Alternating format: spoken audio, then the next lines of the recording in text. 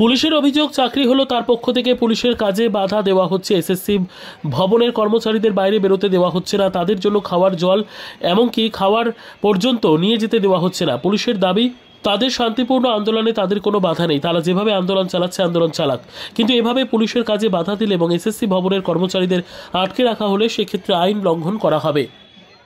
কাল থেকে একটা প্রতিবাদ চলছে, আপনারা সবাই সেটা জানেন, আপনারা সবাই সেটা টেলিকাস্ট করেছেন। আমরা থ্রু আউট এই প্রোটেস্টার্সদের সাথে আমরা কোঅপারেট করেছি। আমরা কোনো রকম বল প্রয়োগ করার কথা ভাবিও নি। ওনারা এখানে এসছেন, প্রতিবাদ করছেন, যতক্ষণ শান্তিপূর্ণ করছেন আমরা কোনো আপত্তি করিনি। বিধাননগরে আগেও বহু শান্তিপূর্ণ প্রতিবাদ হয়েছে, দিনের পর দিন হয়েছে। আমরা কখনো কিন্তু আমাদের তরফ থেকে সেটাকে আটকানোরও চেষ্টা করিনি, কোনো বল প্রয়োগও করিনি। কিন্তু কালকে বিকেল থেকে আমরা যেটা দেখছি সেটা হচ্ছে দুটো জিনিস। একটা হচ্ছে এপিসি সদনে বহু কর্মী আছে যাদেরকে ওনারা কিছুতেই বেরোতে দিচ্ছেন না। শুধু সেটাই নয়, তাদের কাছে খাবার জল খাবার এইসবগুলো পৌঁছানোর ক্ষেত্রে তারা কিন্তু বাধা দিচ্ছেন। শুধু সেটাই নয়, পুলিশের নিজের মানে ডিউটি হিসেবে ডিউটি হয়, শিফট হিসেবে ডিউটি হয়। তো পুলিশের অনেক কর্মীরা যখন তারা নিজেদের ডিউটি টেক আপ করতে গেছেন তাদেরকে আটকানোর চেষ্টা হয়েছে। আপনি কিছুক্ষণ আগেই দেখছিলেন আমরা যাচ্ছিলাম ডিউটি করতে, আমাদেরকে আটকানো হয়েছে। শুধু সেটাই নয়, অনেক অফিসাররা যারা ওখানে আছেন তারা যখন বেরোতে চেষ্টা করছেন তাদের আটকানো হচ্ছে। খাবার জল খাবার এইসবগুলো যাওয়ার ক্ষেত্রে আটকানো হচ্ছে। যারা ওখানে আছে সদনের যে কর্মীরা যারা আছে তাদেরও একটা মানবাধিকারের ব্যাপার আছে, প্লাস পুলিশের যে অফিসার্সরা আছে তারাও ওখানটাতে আটকে আছে।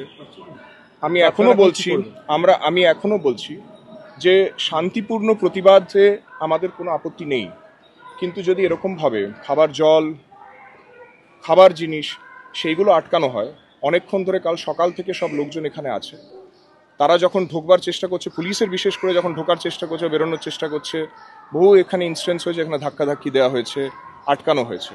তো এটা কিন্তু আইন অনুসারে হচ্ছে না।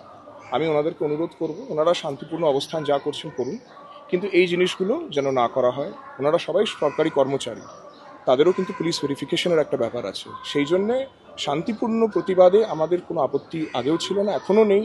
কিন্তু যদি এই ধরনের জিনিসগুলো করা হয়, যদি পুলিশকে সময় সময় আটকানো হয়, খাবার জল খাবার এই সবগুলো যাওয়ার ক্ষেত্রে যদি আটকানো হয়, তাহলে সেটা কিন্তু আইন অনুসারে হবে না। আমি ওনাদের অনুরোধ করব যেন সেটা ওনারা না করেন। আমি প্রথম কথা হচ্ছে আমি জানালাম এই জিনিসটা, আমি আশা করব যে ওনারা এটা করবেন না, সুষ্ঠুভাবে ওনারা করুক প্রতিবাদ, আমাদের কোনো আপত্তি নেই। আমি আশা করব যে ওনারা সেই ব্যাপারটা মানবেন এবং সেইটা করবেন। আমাদের অনেক কর্মী যারা ডিউটি টেক আপ করতে এসছে তাদেরও আটকানো হয়েছে, ওনাদেরও কিন্তু বের করার ক্ষেত্রে কিন্তু নানা রকম বাধা দেওয়া হচ্ছে। খাবার জল খাবার সেইগুলো দেওয়ার পাঠানোর ক্ষেত্রে কিন্তু আটকানো হচ্ছে। চেয়ারম্যানের ক্ষেত্রে মেডিকেল টিম যাওয়া বা এগুলোর ক্ষেত্রে কিন্তু ঘোষণা করেছিল যে অ্যালাউ করবে। আমি যেটা গ্রাউন্ড রিয়ালিটি আছে আপনাদের জানালাম। আপনারা সবাই এখানে